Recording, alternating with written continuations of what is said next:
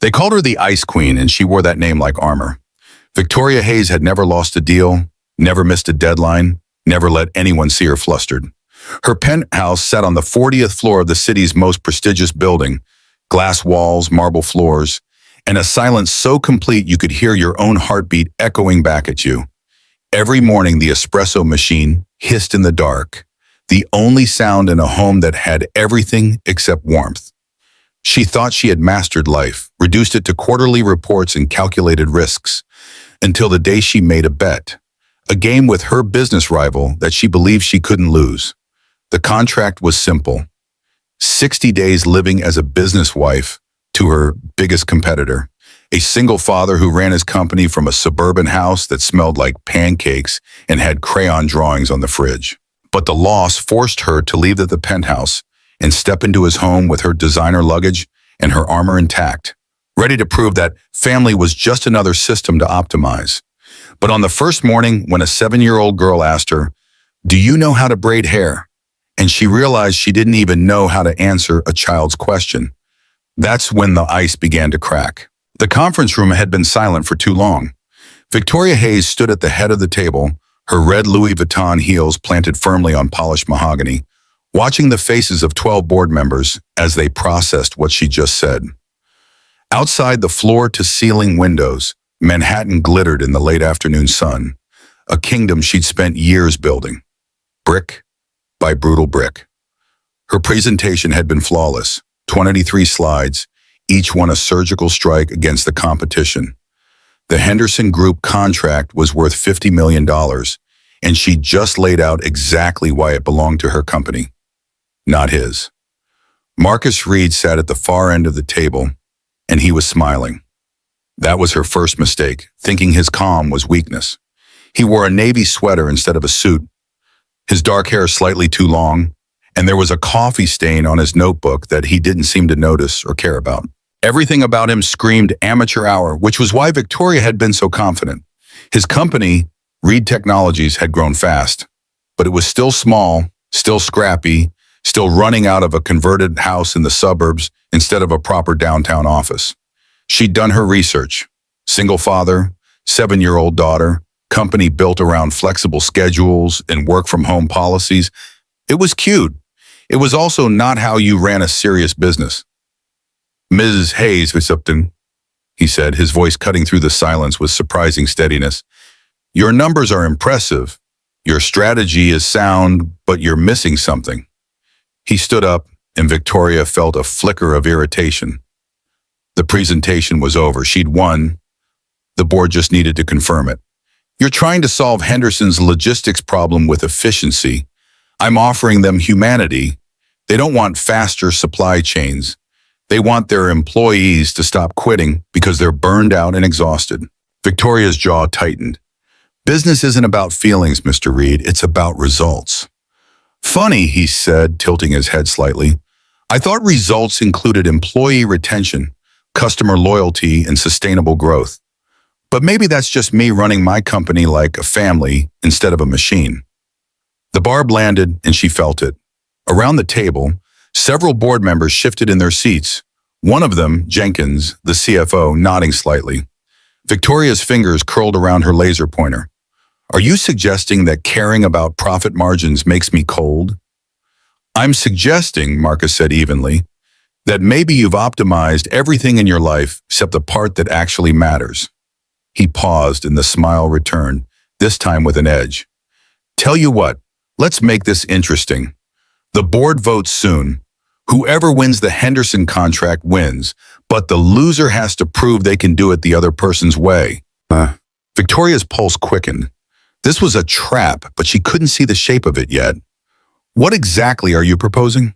"If I win, you spend 60 days working for me, not as a consultant, not as an advisor, as a full participant in my company, in my life. You live in my house, you help run my household. You see how a business can function without sacrificing everything human about it." He leaned forward, hands flat on the table. "And if you win, I'll sell you my company for whatever price you name. I'll step aside, let you absorb my team, my clients, everything." The room went deadly quiet. Victoria's mind raced through the angles. It was absurd. It was unprofessional. It was also the kind of bold move that would make headlines. And she could already see how she'd spin it. The Ice Queen, so confident in her methods that she'd accept any challenge. And there was no way she'd lose. Her presentation had been airtight. His was just emotional storytelling wrapped in buzzwords about wellness and culture. "You have yourself a deal, Mr. Reed," she said, extending her hand across the table. His palm was warm when they shook, and his grip was firmer than she'd expected. "I'll start packing for your guest room. You should start packing up your office." The board voted. Marcus Reed won by a single vote. Victoria stared at the email for a full minute before her assistant knocked on the door. "Miss Hayes, your car is here." She didn't answer, though. Words on the screen didn't make sense. They couldn't make sense. She'd triple-checked every number, rehearsed every argument, anticipated every objection, and still Henderson had chosen him. They'd chosen the man who talked about giving employees half-day Fridays and mental health resources over the woman who'd promised them a 15% cost reduction in the first quarter. Her lawyer had already confirmed it. The bet was legally binding. She'd signed the contract herself, so confident it was just theater. 60 days, starting tomorrow, she had to report to his house in the morning, and for the next 2 months, she would be, what had he called it, a full participant in his life. The phrase made her skin crawl. She didn't participate, she led, she controlled, she executed. That night, Victoria stood in her penthouse and looked at the 3 suitcases she'd packed. Her assistant had stared at her like she'd lost her mind when she'd explained what to pack. Jeans, sneakers, casual shirts, things she hadn't worn since college, things that didn't have designer labels or required dry cleaning. The apartment felt cavernous around her, the silence pressing against her eardrums like deep water. She walked to her desk and opened the bottom drawer, pulling out the single photograph she kept hidden there. It showed a family of 4, mother, father, 2 daughters, standing in front of a lake house, everyone smiling. She was maybe 9 years old in the picture, her sister 11. It had been taken before her father stopped coming home for dinner, before the divorce, before her mother explained that some people just love their work more than they love people. Victoria slid the photo back into the drawer and closed it firmly. That wasn't her. She'd chosen this life deliberately, built it with intention. She didn't need warmth when she had success. She didn't need family when she had empire. And in 60 days, she'd prove it to Marcus Reed and to herself. The house was nothing like she'd expected. Victoria had pictured something small, maybe cramped, definitely chaotic. Instead, Marcus's home sat on a quiet street lined with maple trees, a 2-story colonial with blue shutters, and a front porch that wrapped around the side. Through the windows, she could see warm light and colors, actual colors, not the monochrome grays and whites of her penthouse. There were toys scattered across the front lawn, a bike with training wheels lying on its side, and a basketball hoop over the garage door. It looked like a stock photo of suburban America, and Victoria felt her stomach twist with something she refused to name. She knocked late because she'd had to circle the block twice to find parking. The door opened immediately, and Marcus stood there in joggers and a t-shirt, holding a spatula. Behind him, she could hear music playing, something acoustic and folky that she didn't recognize. "You're late," he said, but he was smiling. "Lily's been watching the door. She's very excited to meet you." Victoria frowned. "I was supposed to be here early." "And Lily wakes up early," Marcus said, stepping aside to let her in. "Welcome to parenting. Everything starts earlier than you plan for." The house smelled like butter and sugar. And something else. Something warm that reminded Victoria of childhood in a way that made her deeply uncomfortable. The entryway opened into a living room that was smaller than her walk-in closet but felt somehow bigger, filled with mismatched furniture, bookshelves, and a coffee table covered in colored pencils. On the wall above the couch, there was a gallery of photographs. Marcus and a little girl at various ages, at beaches and parks and birthday parties. In the older photos, there was a woman too, blonde and laughing, and Victoria realized with a jolt that she wasn't in any of the recent ones. "Daddy, is that her?" A small voice came from the kitchen, And then the little girl appeared wearing pajamas covered in cartoon cats and holding a stuffed rabbit. She had Marcus's dark hair and eyes that were too serious for someone so small. Are you really going to live with us for 2 whole months? Victoria opened her mouth and found she didn't know what to say. She spoke to board members, to investors, to CEOs of Fortune 500 companies. She did not speak to children. Yes, that's the arrangement. Cool, the girl said, and then she walked right up to Victoria and hugged her legs. I'm Lily. Daddy says you're going to help him with work stuff. Can you braid hair? Miss Peterson at school does French braids. And I really want to learn, but Daddy only knows ponytails. Victoria stood frozen, the child's arms wrapped around her knees, and looked helplessly at Marcus. He was leaning against the door frame, watching her with an expression she couldn't quite read. I've never, she cleared her throat. No, I don't know how to braid hair. That's okay, Lily said, releasing her and skipping back toward the kitchen. Daddy didn't know how to make pancakes when Mommy went to heaven. But he learned, you can learn too. Come on, breakfast is almost ready. Victoria followed them into the kitchen, her designer luggage suddenly feeling ridiculous in this space that smelled like maple syrup and normal life. Marcus was flipping pancakes on an electric griddle, and Lily was setting the table with the focused concentration of someone performing a sacred ritual. There were 3 plates, 3 sets of silverware, 3 glasses of orange juice already poured. Everything was ready for her, as if she'd always been part of this morning routine, as if she belonged here. The realization made something in her chest constrict painfully. So, here's how it works, Marcus said, sliding pancakes onto plates with practiced efficiency. Mornings are busy. Lily needs to be at school soon, which means we leave early. Before that, she needs breakfast, teeth brushed, backpack checked, and she has to pick out her clothes the night before, or we lose time to indecision. While she's eating, I'm usually doing email triage and prepping for my first meeting. You'll handle breakfast and morning routine. I'll brief you on work stuff during the drive to school. Victoria stared at him. You want me to get a 7-year-old ready for school?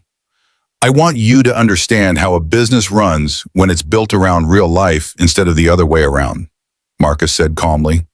This is the deal, full participation. That means mornings, afternoons, evenings, dinner is early, bedtime routine starts later, and after Lily's asleep, we work. My team does video calls in the evening because that's when everyone's kids are down. You'll join those. You'll see how we make decisions, how we structure projects, how we build a company culture that doesn't require anyone to sacrifice their humanity. This is insane, Victoria said, but her voice lacked conviction. She was already calculating, already trying to figure out how to optimize this chaos, how to turn it into something manageable and controlled. This is life, Marcus corrected gently. Sit down, eat. You're going to need your energy. The first week was a disaster. Victoria burned 3 breakfasts, forgot to pack Lily's lunch twice, and showed up to school pickup late because she'd lost track of time during a work call. She tried to run Marcus's company the way she ran her own, with schedules and metrics and clearly defined deliverables, and his team responded with polite confusion and gentle resistance. They had a meeting format called Circle Time, where everyone shared wins and struggles and asked for help, and Victoria sat through it, feeling like she'd wandered into a therapy session instead of a business discussion. When she suggested cutting it to save time, 3 people explained that it was the most valuable hour of their week, the thing that kept them connected and functional. At night, after Lily was asleep, Victoria would sit in the guest room and stare at her laptop, trying to manage her own company remotely while processing everything that had happened during the day. Her COO kept sending increasingly frantic emails about decisions that needed her input, about clients who wanted FaceTime, about deals that were stalling without her direct involvement, and she couldn't help them because she was here in this house, learning how to read picture books with appropriate character voices and how to tell the difference between a meltdown and genuine distress. The breaking point came on day 9. Victoria had finally managed to make pancakes that didn't stick to the pan, had gotten Lily to school on time, and was feeling something dangerously close to confidence when Marcus's mother called. She was supposed to pick Lily up from school that day because Marcus had an investor meeting, but she'd fallen and sprained her ankle. Marcus was outside the city, School ended soon, and Victoria was the only option. She made it to the school with minutes to spare, her heart hammering in a way it never did during board presentations. The pickup line was chaos, minivans and SUVs and harried parents shouting to each other across car windows. Victoria's sleek black sedan looked absurd among them, and she felt even more absurd standing there in jeans and a sweater, holding the laminated pickup card Marcus had shoved into her hands that morning.